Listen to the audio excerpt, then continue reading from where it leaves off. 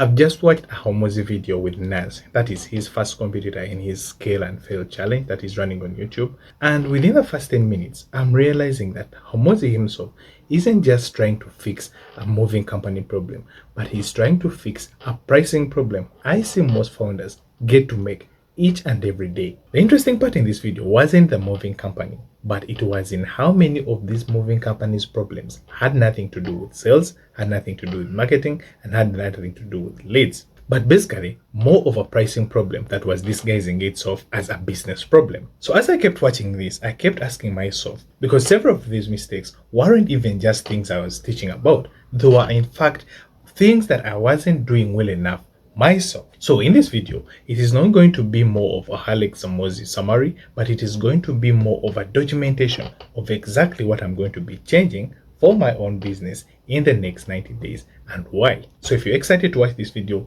let's dive in. Lesson 1. Stop selling like a commodity. The first thing Hormozi pointed out on us was that his company was competing more like a commodity in the market. Basically what he was trying to mean is that his company had no meaningful difference that would separate itself from others that are competing within the moving company kind of environment or within the moving company of a niche. And therefore, his buyers did what buyers usually do, especially if they can't get to see the difference, and that is they compared the prices and opted for the one who was the cheapest. And looking at this, it gets me thinking that this is not a problem that just moving companies get to have, but it is a generalized problem that all founders get to face. And no wonder it was a no-brainer, because every single week I talk to a founder, they keep telling me how their clients keep telling them that they are too expensive. And when you get deeper into the conversation with them, what you often find out is that the issue was never about the price, but it was more to do with their positioning, meaning that they failed at translating their value into something their buyers could get hold of or even get to feel. And honestly speaking, if a buyer can't get to see the difference between what is it that you do, they're always going to assume that there isn't. And now, if I get to relate this to the price framework that I teach, this is the perceived value. It is always represented by letter P. And there is a reason as to why it is always the first letter of the framework, because nothing else in your pricing will ever get to work, especially if a buyer doesn't get to understand what makes you different. So here's what I've realized after watching this. I've spent a lot of time trying to teach founders on how they get to raise their prices, and I've spent little time trying to help them diagnose as whether they are just underpricing or they are simply undifferentiated. Because let's all agree, these are two completely different problems that require completely two different solutions, and that is something I'm planning on implementing. So over the next 90 days, that is changing. Now, lesson 2, stop charging for time. Now, watching this episode, I realized that Hormozi was offended by the hourly price, and now being a pricing strategist, I understand why. Because the moment you get to tie your price with time, you teach your buyers to now focus on effort instead of the outcomes. And the moment they're focused on the effort, that's the time when they get to start questioning as to whether the effort justifies for the price they're giving you. The essence is, most founders don't even need a higher hourly rate. All they get to need is a proper pricing structure. And I've done a video about this. If you want to learn more in details, please, I'll be pinning it somewhere here. Go watch it after watching this. But back to the point, here's what I'm changing moving forward. 1, I'm going to start emphasizing less of the session and emphasize more of the outcomes. The second thing, I'm now going to focus less on the deliverables and put much emphasis on the results that the clients get to have.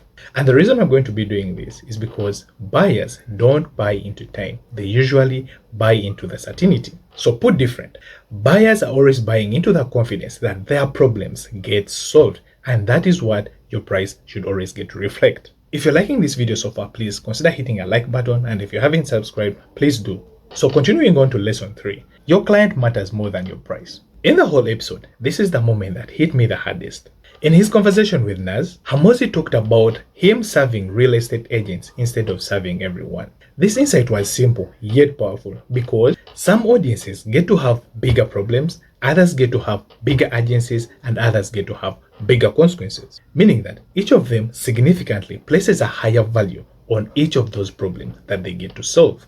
This is in fact true, because in my latest video, I spoke of this and I said, most founders get to ask the wrong questions. And in this case, they get to ask, how do I get to raise prices? The other better question is, who do I get to sell to? So why is that the case? There are two reasons I can get to give for this.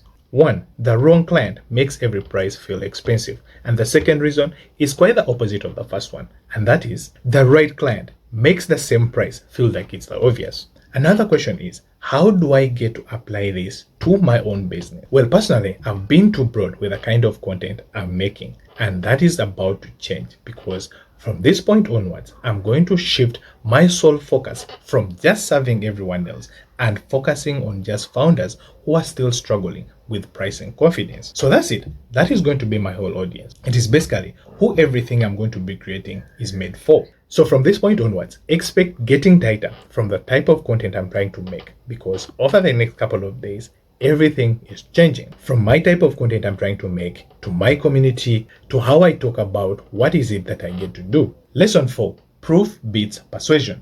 Now this is going to serve two purposes. One, it is going to serve as a takeaway lesson, and at the same time, it's going to be the biggest lesson I took from this video. Now, as I watched the entire episode, I realized that Hormozi was looking for one specific thing, and that was evidence. That is either testimonials, it was either results or the outcomes Nas got for his clients. So basically he was trying to look for proof of what Nas has been doing over the past couple of years he was into the business. And this reminded me of something I haven't acted upon well enough, which is the strongest pricing argument isn't a better explanation of your value. It is the evidence that your value is real. So the more proof you get to have, the less you need to justify your price. And the less you need to justify, the more confident you get to sound. And the more confident you get to sound, the easier premium pricing becomes. And right now, I don't have enough of this. Well, I might have a few, testimonials, a few results, a few outcomes. I have the framework, I have the methodology, and I have the content. But what I don't have enough of are the founder stories. And by that, I mean specific documented pricing transformation that gets to show what is possible on this side and what is not possible on the other side. So over the next 90 days, it is going to be my sole goal to collect more case studies, to collect more before and after founder stories, to get to collect more recent real founder outcomes from members of the Price Clinic, as well as members I'm trying to help as I get to progress within the business. And the reason I give for this is simple. Proof is what does the selling that persuasion can never get to do. So if you watch at this point, I'm going to share with you my next 90-day commitment plan. So first, I'm going to do more content built around perceived value and differentiation. So this is going to be me specifically helping founders diagnose whether they have a pricing problem or they have a positioning problem. And mind you, those are not the same thing. The second thing I'm going to do is a deliberate shift in how I get to present my offers. So that gets to mean I'm going to start doing less session languages and more of transformational languages. And where need be, I'm going to go back through my own positioning and get to rewrite it if necessary. The third thing that I'll be doing is tighten my audience focus across everything.